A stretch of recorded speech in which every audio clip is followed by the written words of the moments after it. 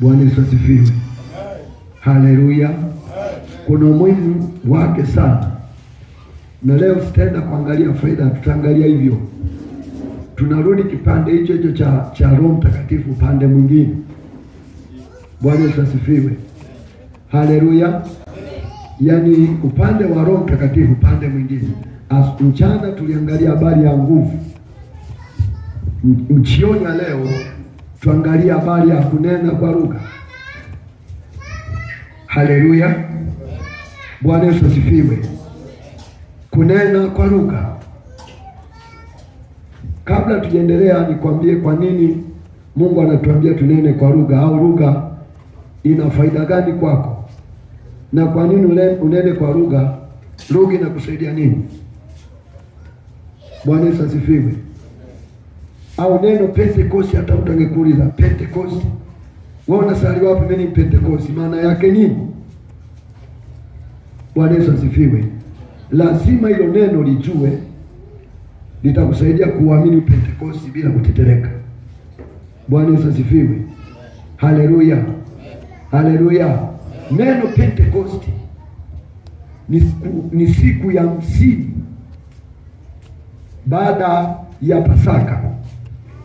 Ndio maana Pentekoste halijaanza agano jipya, limeanza agano la kale.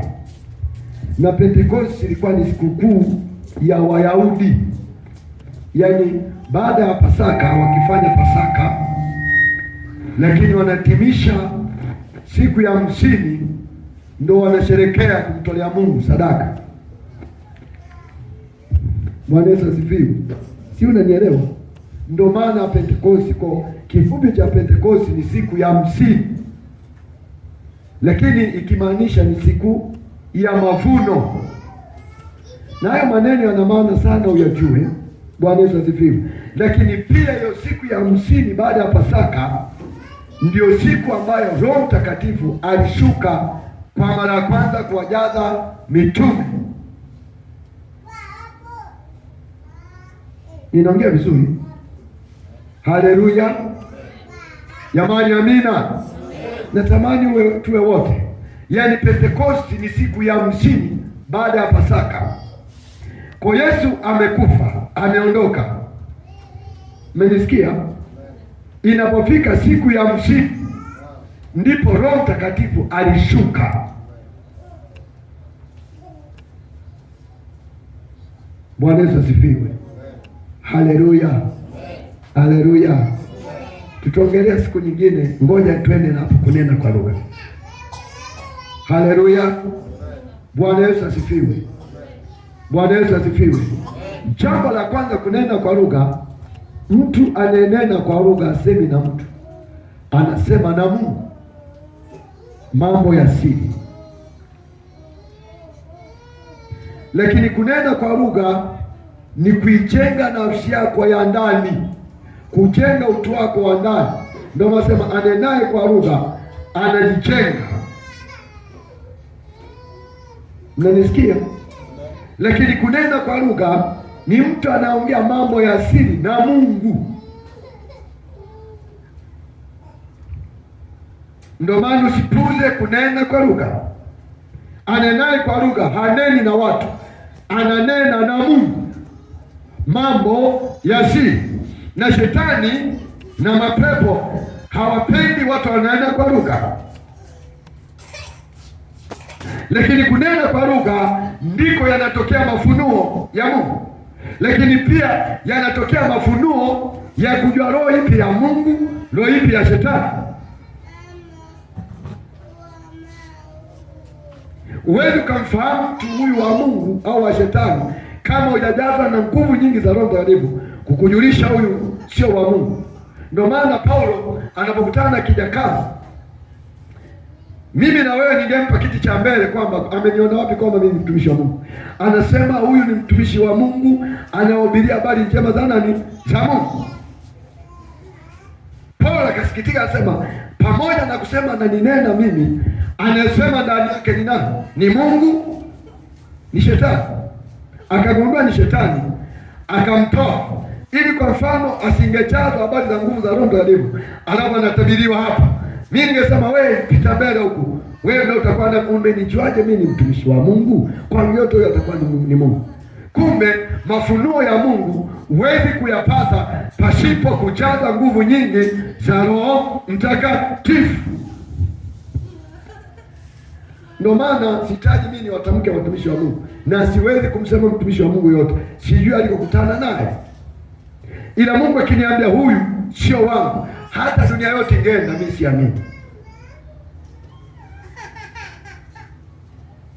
Yamkini ili somo kwenu alitawafaa. Wewe libeba hivyo hivyo, mbele ya safari utajua faida yake. Yamkini wakati mwingine Mungu anakupa neno la akiba kukusaidia mbele. Mimi mtumishi wako nimeona na watu wengi, huyu usiambatane naye, sio wangu. Huyu kuna mtu anaenda kujiunga, hata ambao sio imani yao. Kuna mahali unataka kujiunga, unakwenda Mungu hayupo. Wengi wanasema, tunaposema Mungu, wanasema Mungu yupo kila mahali. No, Mungu hayupo kila mahali.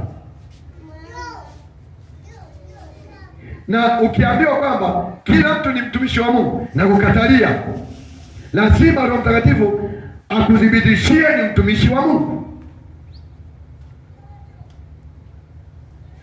Ndio maana nasema msiamini kila roho bali zipimeni. Si kwamba alijua shetani ataleta uharibifu, shetani ataleta vibaya, kwa sababu Roho Mtakatifu anapoanguka ndani yako anafunua yaliyomo ndani yako, anafunua pia ya mwingine.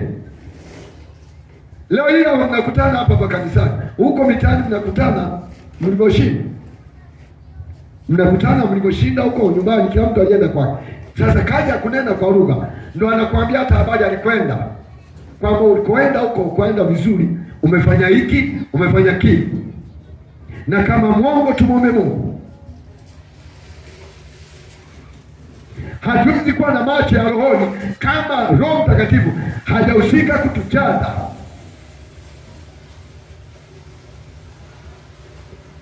Haleluya, mtamu. Naongea vizuri, lakini turudi kwenye kunena kwa lugha. Sema kunena kwa lugha. Sema kunena kwa lugha. Sema, mbona mnasema kwa kinyonge? Amupendi nini? Haleluya, Pentekosti. Msiandike neno wa Pentekosti bila kulijua. Haleluya. Haleluya. Mpentekosti ndiye ananena kwa nini? Kwa lugha. Kama ana roho kunena kwa lugha, sio Pentekosti.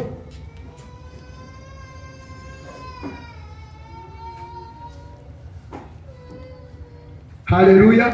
Na ili ushinde vita vya kiroho, nisikilize. Ili ushinde vita vya kiroho, lazima unene kwa lugha. Kwa wakati mwingine Mungu atakwambia usiombe hivyo na viombo, anza kunena kwa lugha tu. Ndio mapambano ambayo ulimwengu wa roho shetani hajawahi kushinda. Lakini pia kunena kwa lugha kuna kuongezea nguvu ya kuomba muda mrefu. Wakati mwingine unakuta sio anaomba, anaomba ni Roho Mtakatifu. Anasema anatuombea Roho Mtakatifu kipindi ambapo amekutana, amekufunika.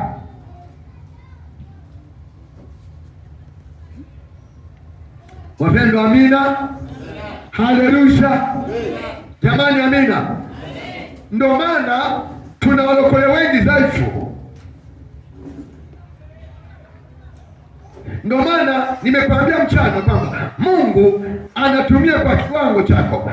Hawezi kuvuka nje na kiwango unachomjua. Kile unachomjua ndio atakuwa anatembea humo kidogo. Kwa nimefika pembe, nimemwona Mungu. Ndio, usiridhike napo. Nenda na hatua nyingine. Nenda na hatua nyingine. Nenda na hatua nyingine. Ndio maana nasema tunaokoa kila kitu hapo leo. Maana yake tunabadilishwa, tunauishwa.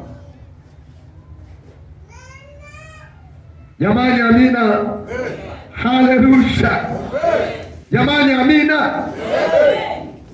Wanaume nisikia, amina. Maana sauti zenu imefunika wamama wajapo wengi. Jamani, amina. Maana sikiliza, maana kwenye kundi unashangaa mnasema hamna.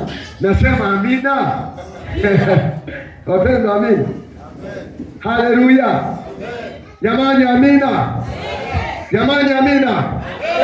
Kabla tujaingia kwenye neno la Mungu, Nisikilize mtu wa Mungu, na napenda mnaomba mwe mnasoma neno la Mungu. Ninaongea vizuri? Ninaongea vizuri? Ninaongea vizuri waombaji? Unasoma neno la Mungu, limeandikwa hivi, shetani hutanishinda na kupinga adui. Imeandikwa. Yale ndio unamshinda shetani. Ukiomba tu bila neno, maombi yako shetani anakushinda. Hata ungeomba masaa mawili, hata ungeomba matatu, lazima unaomba unaachilia neno, maana neno ni Mungu mwenyewe. Umenisikia?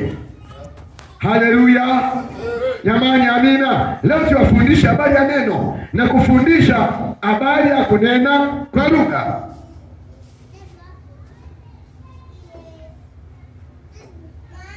Na makanisa mengi lugha hamna. Mimi sio mpenzi sana wa kwaya, haleluya, ila waimbe tu, kila mtu ana kipawa chake, waimbe wanamwimbia Mungu, ila mimi sio mpenzi. Kwa hata hapo sika nihukumu za mchungaji mwana achezi sana. Haleluya, sio mpenzi sana. Wapendwa, amina. Haleluya. Sasa mimi ili nimjue huyu, ili wewe unijue, wewe ukanijua na bohubiri, lazima urudi kwa Roho Mtakatifu. Kuna mtu anakuja, nionyeshe kama wakwako.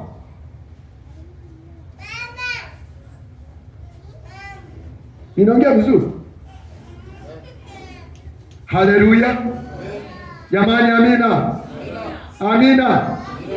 Haleluya. Lakini pia Roho Mtakatifu ndiye anakufundisha, anakuongoza. Ana mambo mengi Roho Mtakatifu kimtumia. Huku shenda anakufundisha kweli ya Mungu, anakujulisha ukusifanye, lakini nini chanzo chake? Ulivyompokea ukajaa, na sio kwamba haujajaa. Maana sasa kusema hasa mchungaji, maana yake sina. Unaye, ila mpaka jaa yafurike kama mito, mnavyosema mtu umejaa. Haleluya. Mito sio huku hakuna mito. Haleluya. Haleluya. Mito tunaifahamu. Mito inafunika, ina mpaka zile kingo zake, na hata kutembea inajaa. Maana yake yani ndani yako yupo tangu ulipookoka, ila jazwe mpaka mwagike. Anze kuomba mwenyewe, usiombe wewe. Naongea vizuri? Korona siku naokoka yupo. Mnanisikia? Lakini lingine tutakwenda huko kabla tujasoma. Kila mtu ana lugha yake. Kwa nini wengi hawajazi? Haleluya. Yaani wewe anahitaji muamini, lugha anakupa yeye.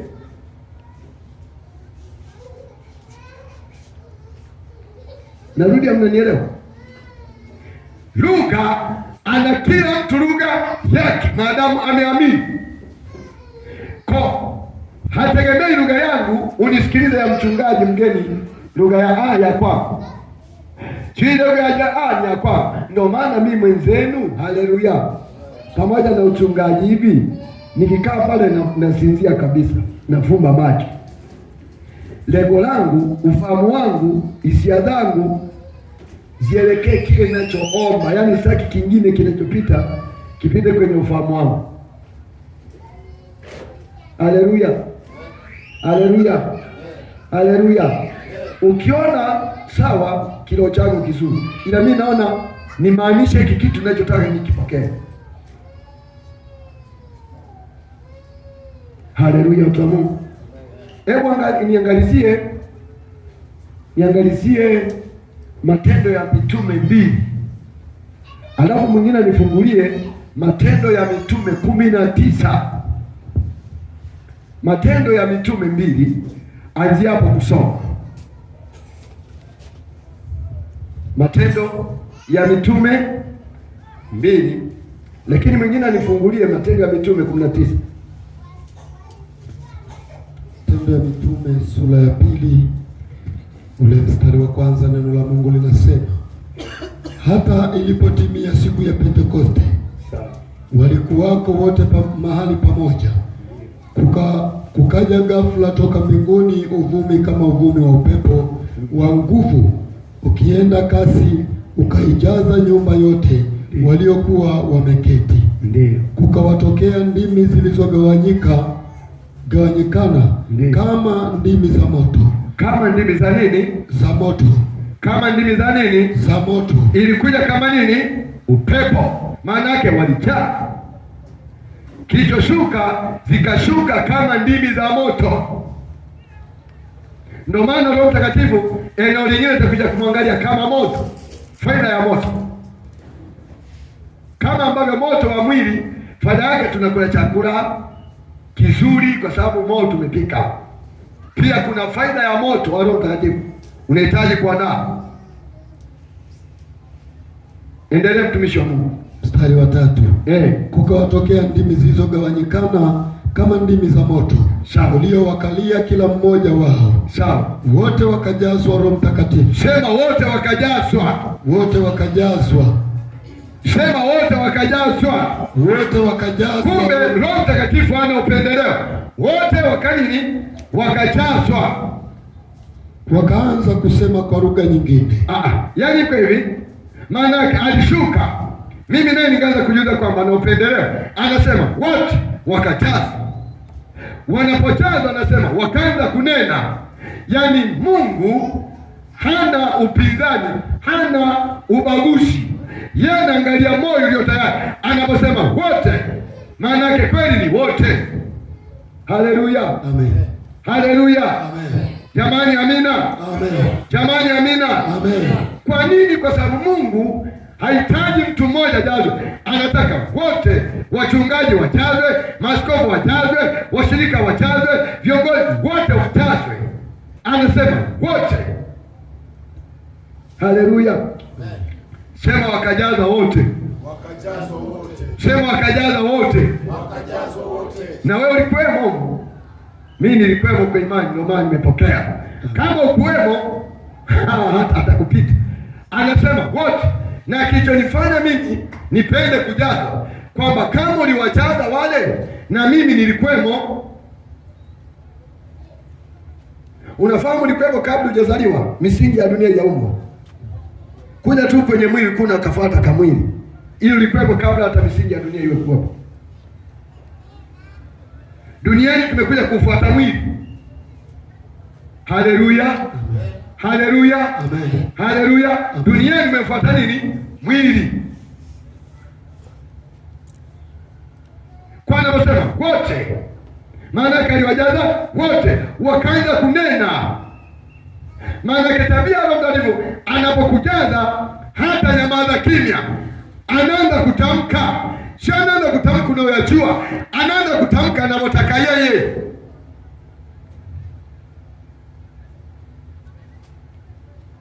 Unajua, nisikilize nikushuhudie kidogo. Wewe ni mchungaji mwenzangu, simama tu hivyo, utachoka, simezoea kukuhubiri. Haleluya. Mimi nilikuwa mfanya biashara. Alitangulia kujaza mama. Haleluya. Ambacho nikuonye kama wewe sasa, kama mimi. Nakumbuka ilikuwa ibada ya Jumapili jioni. Wanafundisha habari ya kunena kwa lugha, wanafundisha. Sasa mchungaji wa watu, jamani, njoo unaipenda kunena kwa lugha, simama nikuombee, sikupita. Sasa mke wangu alisikia vibaya. Wewe hujapita unanena kwa lugha.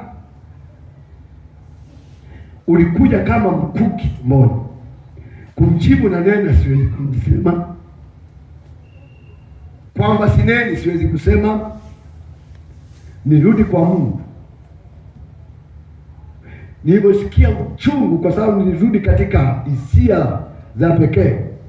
Yaani nilisikia wivu ambao sijawahi kupata kuona. Nikajikuta nimejazwa mwenyewe, ninanena. Akasema mwenye mke wangu, kumbe na nena. Kinachotuponza mimi na wewe aibu. Ndio maana sema atakayeniona aibu mbele za watu, na mimi nitamwonea aibu mbele za Mungu na malaika. Mbele za Mungu hatuna heshima, ana heshima mmoja tu, anaitwa Yesu. anaposema wote, maana yake wote walijiandaa, na kuishia hapo alianza kunena. Kuna mambo mawili tofauti,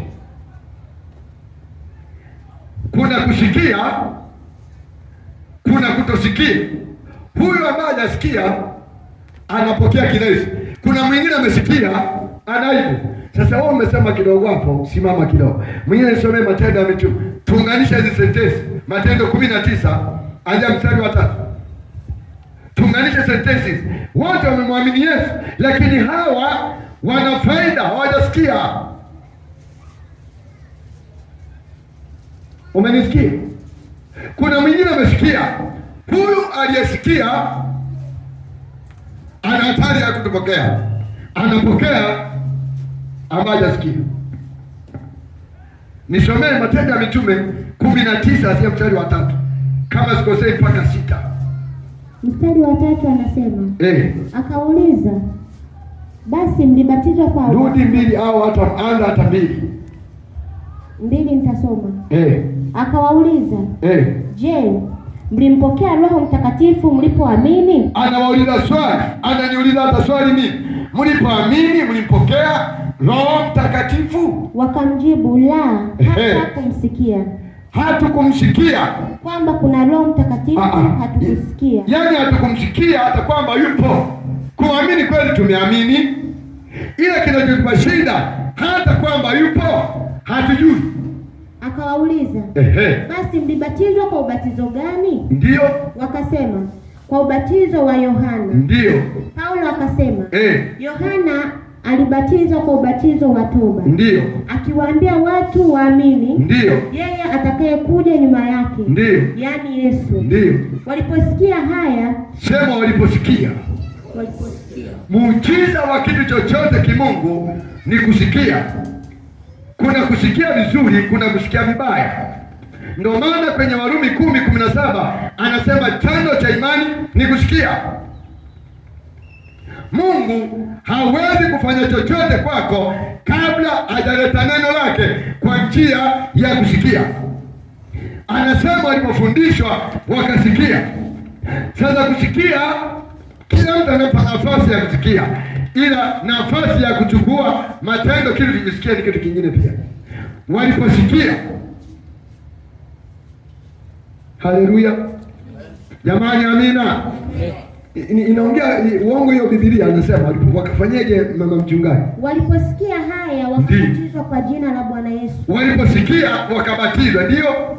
Na Paulo alipokwisha kuweka mikono yake juu yao, sawa, Roho Mtakatifu akaja juu yao. Ndio. Wakaanza kunena kwa lugha na kutabiri. Wakaanza kunena kwa lugha na kutabiri. Endelea malizi yao. Na jumla yao walipata wanaume 12. Walikuwa wanaume wangapi? 12. Akaingia ndani ya sinagogi. Ishi hapo mama. Kitu ukitaka ujitenge kwenye maneno ya Mungu, sikia vizuri, ingia kusikia vizuri kitu ulichosikia.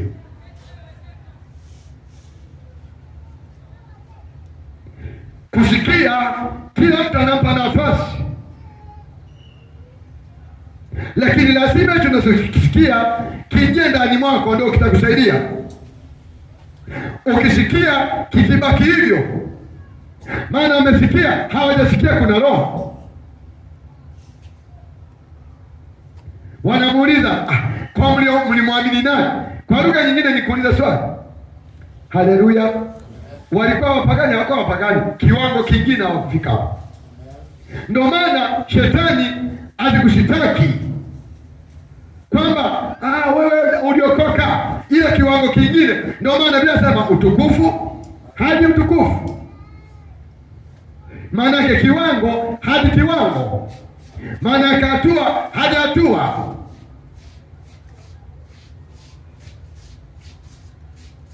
Huku mitume walijaza wote, wakajaa.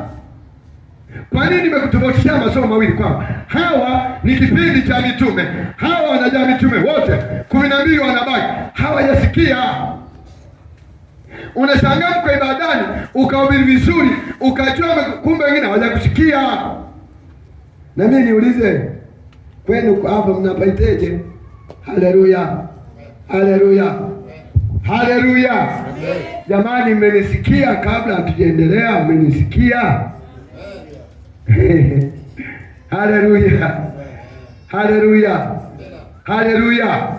Ukisoma kitabu cha Matendo ya Mitume, maana yake ni shule ya kunisaidia mimi, ni shule ya kusaidia. Ndio maana wao kuzirika kote, ibada zao zote lazima ziambatane na nguvu za Roho Mtakatifu. Hata wangetishiwa, hata wangefungwa, wanapotoka pale wanasema walimpaja Mungu sauti, mioyo yao ikaelekea kwa Mungu, nguvu za Mungu zikazaa, wote wakajaa, wakaanza kunena. Haleluya, haleluya, haleluya, haleluya, haleluya.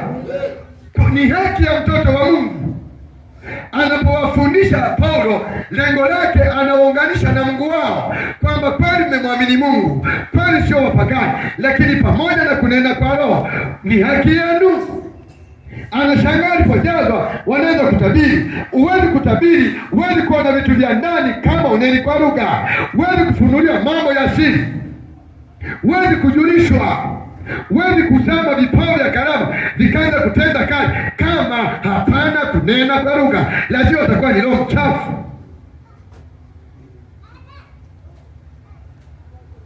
Wapendwa, amina. Wapendwa, amina. Wapendwa, amina. Wapendwa, amina. Haleluya.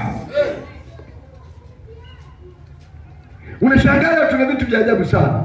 Yaani wamemchukulia Mungu kirahisi kabisa.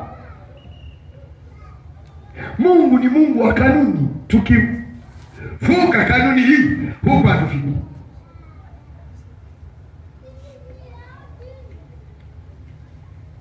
Niwaenda mahali fulani, wasema mchungaji, tena kanisa la Kipentekoste, wasema mtu wokovu mchungaji wa miaka 80.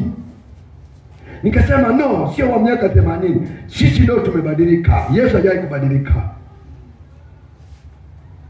Tatizo tujue wenzetu walivukaje mitume, walitembeaje na Mungu wao, walishindaje vikwazo, walishindaje upinzani. Kama walijazwa kwa Roho, walinena kwa Roho, wana mkwepa Roho, neno atakusaidia mbele ya safari. Ndio maana Roho hakuamri. Haleluya. Roho ni msaidizi. Unanisikia? Maana yako unaweza ukamkubali ukamkataa na sikubuguzi. Bwana Yesu asifiwe. Jamani, amina. Haleluya. Jamani, amina. Jamani, amina. Haleluya. Haleluya, watu wa Mungu. Bonde la baraka, amina. Panatakiwa pawe na baraka nyingi, eti amina, za rohoni na mwilini, amina. Kunena kwa lugha ni haki. Ndio maana sema aje na kiu aje kunywa maji, chemichemi za maji, mito ya maji itatoka ndani yake. Huwezi ukapokea mito ya Roho kama uneni. Maana yake kunena kwa lugha, lazima mito ya ndani ya Roho itaanza kutembea ndani yako.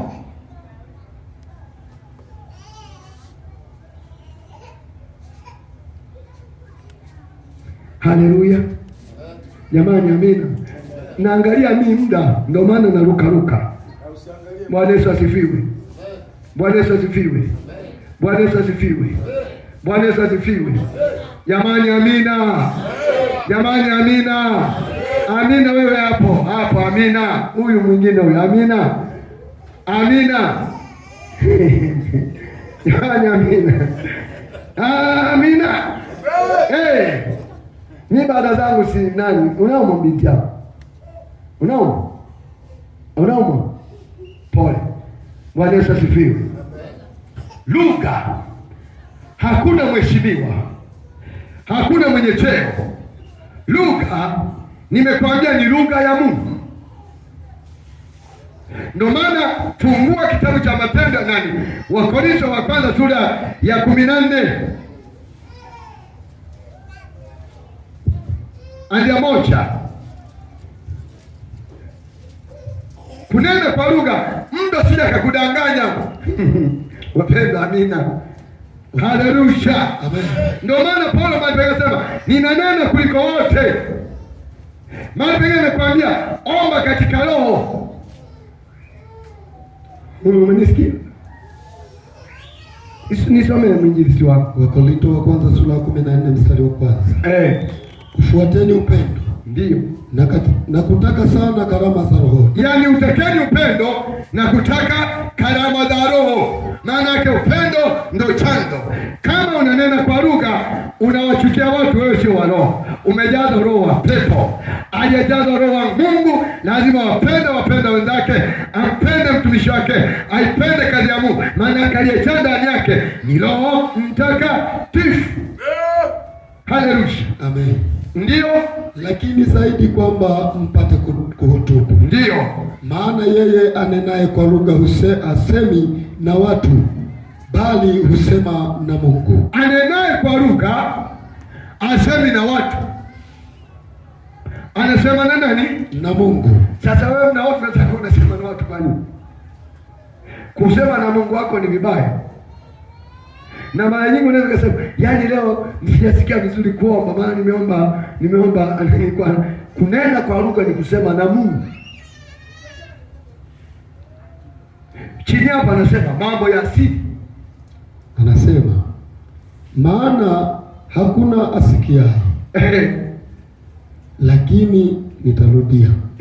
Maana yeye anenaye kwa lugha hasemi na watu, bali husema na Mungu. Anenaye kwa lugha asemi na watu, anasema na Mungu. Maana hakuna asikiaye, lakini anena mambo ya siri katika roho yake. Hakuna anasikia, ananena mambo ya Mungu katika roho yake. Maana yake Mungu ana mambo ya siri anayotakiwa seme wewe na Mungu. Kuna mambo ambayo hata mchungaji wako hahitaji ajue, hata mume wako hahitaji ajue, hata wachawi hawahitaji wayajue. Anatakiwa ajue Mungu na roho yako. Ninaongea vizuri wapendwa? Amina jamani, amina jamani, amina jamani, amina. Wewe hapa angekwambia hata tu mkuu wa mkoa ana shida na wewe, yaani utajiandaa vizuri. Yaani nimepata kibali cha kuongea na mkuu. Unaonaje Mungu? Na Mungu anataka mambo mengine afanye na fellowship, mambo ya siri.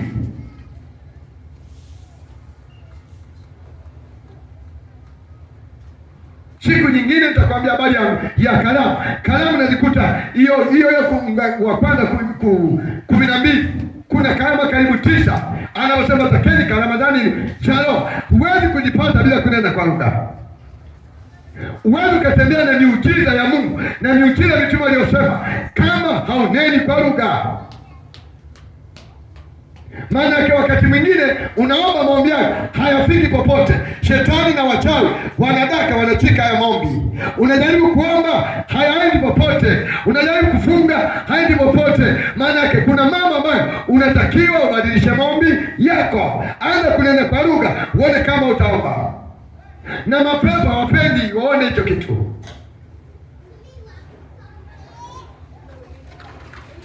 Jamani, amina. Jamani, amina. Jamani, amina. Kwa kunena kwa lugha asemena nini na watu? Anasema na Mungu mambo yake ya siri. Maana anasema kunena kwa lugha ni kujitenga. Unajua ni Biblia yetu hii nzuri sana. Yaani kila kitu kisoma kwa kukitafakari.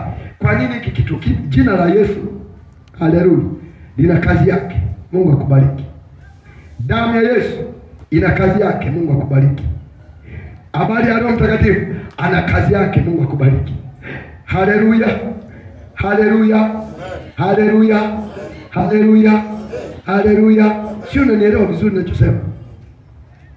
Tukitaka tuwe na maombi yasiyokata, tamani kunena kwa lugha. Na nimekwambia lugha sio ya kwako. Unaweza kusema nitaikuta wapi sasa mchungaji? Sawa, lakini iko wapi? Anayo Roho Mtakatifu. Yuko wapi Roho Mtakatifu? Yuko ndani yako tangu siku ulipookoka, tangu ulipompokea yumo ndani, ila yajaa.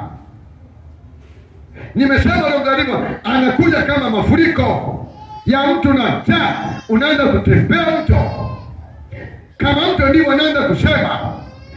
Kinachotumika kwako ni kuamini na kutumia kinywa chako.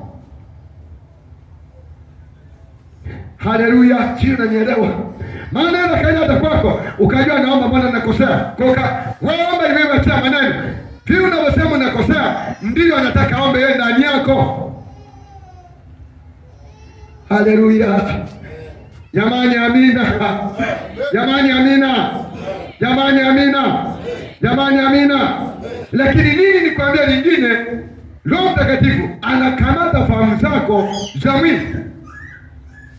Unasikia wakati mwingine unaomba, unashangaa ufahamu wako unatafakari yale unayoomba, yani kama unarudia. Roho Mtakatifu ndiye anaingilia kati kufuta mahusiano ya mwili na roho. Naongea vizuri? Naongea vizuri mtu wa rohoni? Maana Biblia inasema, mnasemaga wenyewe hapo, waabuduo halisi imewapasa kumwabudu katika roho, maana Mungu ni roho. Haleluya. Umaiko utafakari mstari.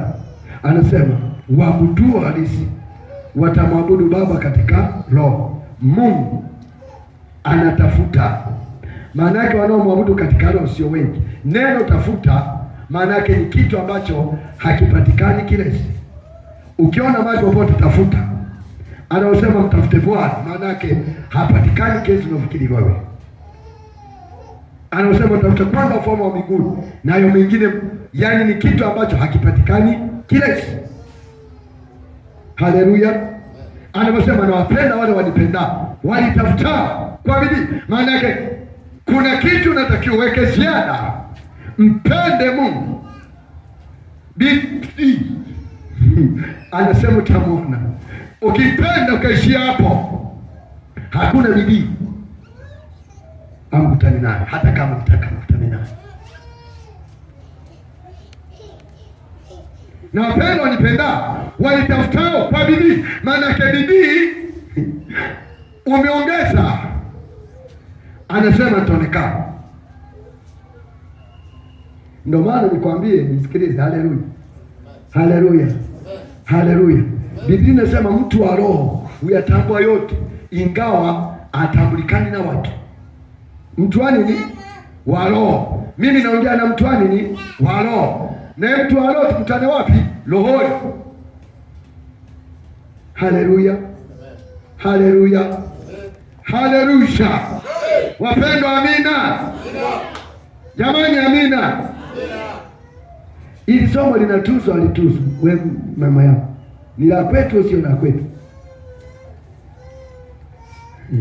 Ungesema la kwangu, ungesema la kwetu. Bwana Yesu asifiwe. Bwana Yesu asifiwe. Haleluya. Nimesema mambo matatu ya kujiangalia. Jambo la kwanza, sio na aibu. Umenisikia? Jambo la pili, yatatokea maneno ambayo hujai kuyasema, yaani kwenye akili yako itajua umekosea. Ile hivyo ndio Roho anaanza ndani yako kuomba. Iachie hayo maneno. La tatu, nimesema usige lugha ya mwingine. Kila mtu ana lugha yake. Ndio maana nimetoa mfano wa kwamba mimi pale nakaa nafumba macho. Haleluya. Lengo langu kile ninachoomba ni maanisha. Mnanisikia? Mnanisikia? Mnanisikia? Haleluya. Haleluya. Haleluya. Anakujaje ndani yako, anajako shauku. Yaani kitaka ukutane na roho kile shauku. Kiu. Shauku. Namwonea Mungu shauku. Shauku, shauku. Mama Mputi, mchungaji, unanielewa? Shauku.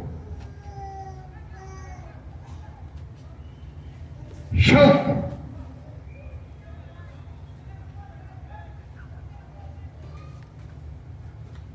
Haleluya, watu wa Mungu. Inaeleweka vizuri? Kuna mtu hajanielewa? Mimi nifika hapo tuombe.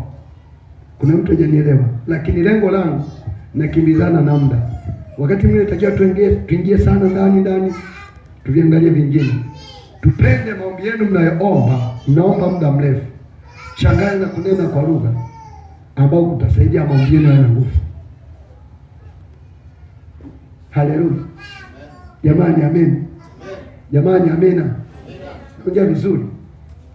Ndio maana nilikwambia hata mchana kwamba sio wa kawaida sana mimi. Ninakuonyesha uzuri wake, alafu tutaomba. Hata ambaye yani tamani kunena, yani nisikupe mashaka. Haleluya, utanena. Lini? Leo. Simama. Aliporo yote yanawezekana, paliporo yanawezekana, aliporo yote yanawezekana, aliporo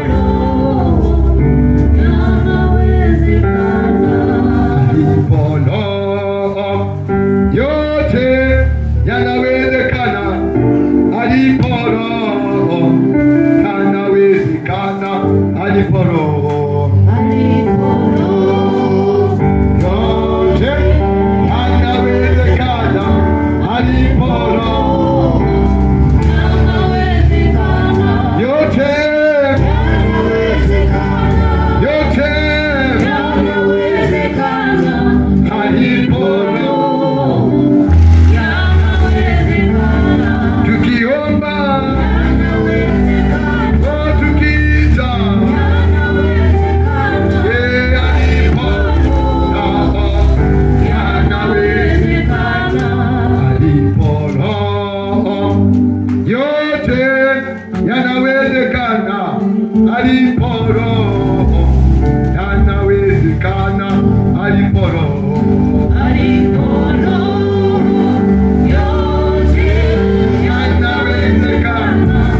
aliporo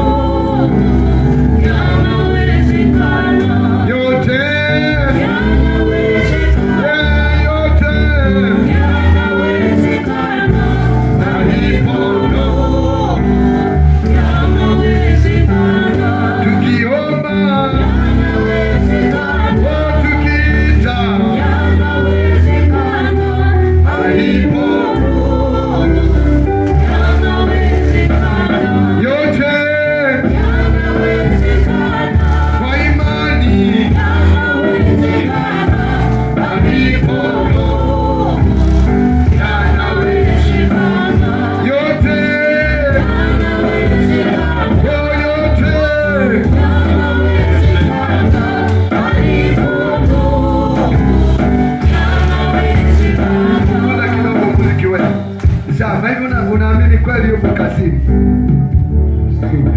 yeye yupo hapo, ataanza kubadilisha midomo yako. Na mnanisikia watu wa Mungu? Unaposema roho yupo, ndio.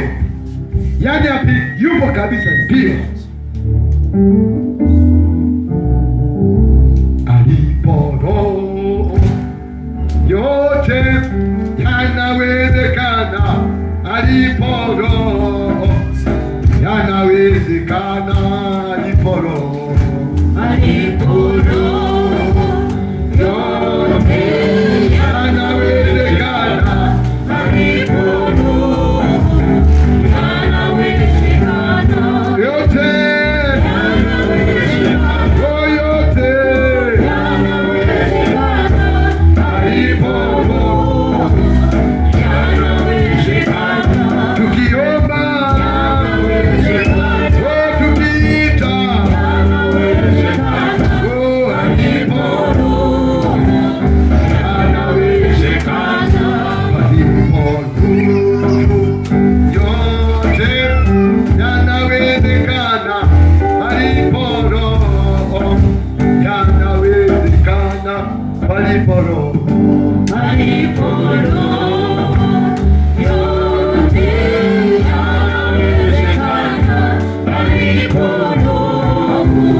Yeah.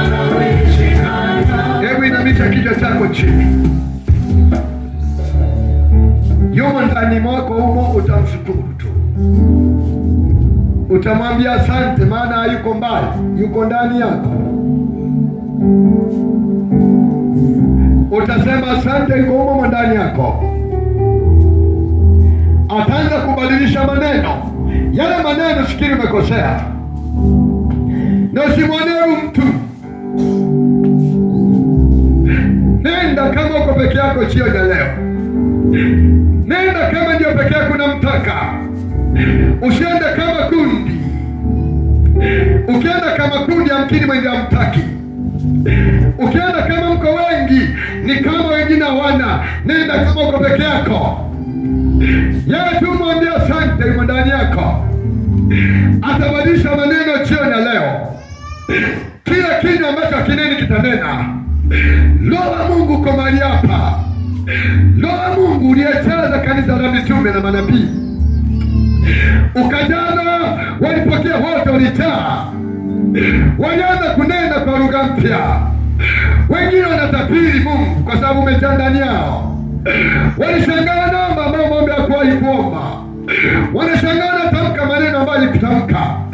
Roho wa uzima, Roho Mtakatifu, jina hilo wa mama hawa Mungu jioni ya leo, naomba vitumie kuvinena. Badilisha vina vyao Mungu, kavitumie jioni ya leo. Vina vya wapendwa hawa vibadilishe jioni ya leo. Waone uweza wako, waone nguvu zako. Vina vyao vibadilishwe. Roho kishuka ndani yao, utatumia kinywa chao. Roho uko ndani yao. Jana jioni ya leo, sio kwamba upo na umetaka pita. Wajane jioni ya leo, wajane wa mama hawa, wajane mapiti ya Mungu. Roho uzima, Roho wa uzima, Roho Mtakatifu, Roho nenena ndani yetu. Roho yana kila lugha ya kila moja. Kila moja una lugha yake Mungu. Uhitaji kuiga lugha ya mtu, uhitaji kuiga lugha moja yako. Iko ya kwako siprecho. Usiwaze tanenache. Iko Roho ya Mungu ndani yako. Anza kunena. Yachilia maneno ndani yako. Anza kusema maneno yako. Ndio lugha yako. Usihisi kama umekosea. Ili kama unasema lugha ambayo eleweki. Ndio ya lugha. Wewe pokea hiyo lugha ni ya kwako. Wala sio ya mwingine, ni ya kwako. Roho yuko ndani yako. Tangu siku umepokea, yuko ndani yako. Roho wa uzima. Badilisha jina hili Mungu. Badilisha maneno haya Mungu. Yajaze ndani yao. Kwa jina la hai. Jiandae. Riapasekeketeke. Iko kikanabashaka. Ailapokokondoroboteke. Aikakanda kairoposekete. Ikondorobotaka. Ailapasekerebokai. Ikondorobotaka. Ailenderebosekete. Ikarapataka. Ikarendorobotaka. Ikarekeketeke. Ailopokotaka. Ailopokotaka. Ailenderebokai. Ailokokoteke. Ikandarabotaka. Ikokondorobotaka. Roho Mtakatifu kawajaze jioni ya leo. Ndio Riapasaka, riapapaseke. Mwambie tu asante. Inasote yako mwambie tu asante. Ikarenderebochaka. Aikokondoka inemosheke. Riopapakokoseke. Ailida pasaka. Ailopokochaka. Yesu naibadilisha watu. Yesu kinywa chako kakitumia jioni leo. Kayatanze maneno yako. Kafunika kinywa kimungu. Kakitane Mungu. Riapapaseke. Hailapakakasaka. Aikokondorobotaka. Aikokondorobokuta. Abiakeseke. Airopokosaka. Airekekeseke. Walishona ipo. Kinywa chako kiombe. Riapapasaka. Riapapaseke. Riapapasaka. Riapapasaka. Riapapaseke. Rienderebochaka. Rienderebochaka. Riandakaseke. Aikokondorobochaka. Riakakakata. Riokokokoseke.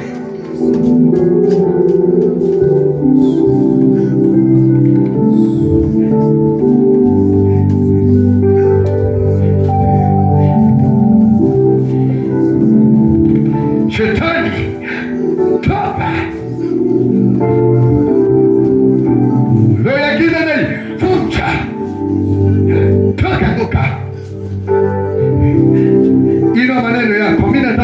tamka maneno yako.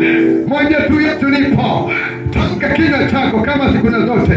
Usifiche maneno. Wewe tamka, lugha unaijua. Yeye anabadilisha maneno. Lugha anaileta yeye.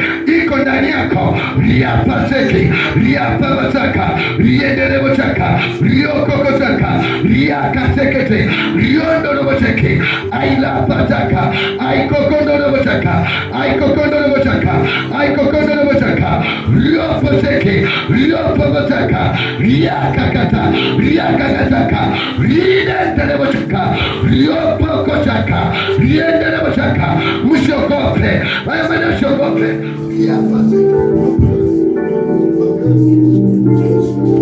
Nibadilishe meki. Wewe inua sauti yako.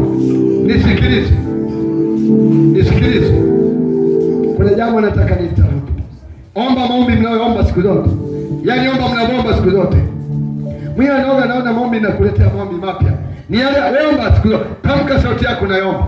Mimi nataka nione. Mzee, tamka. Unaombaje kwa Yesu? Siku zote nasema tuende kwa tunaombaje? Yaani kama mnaniogopa tamka. Jina ni wewe.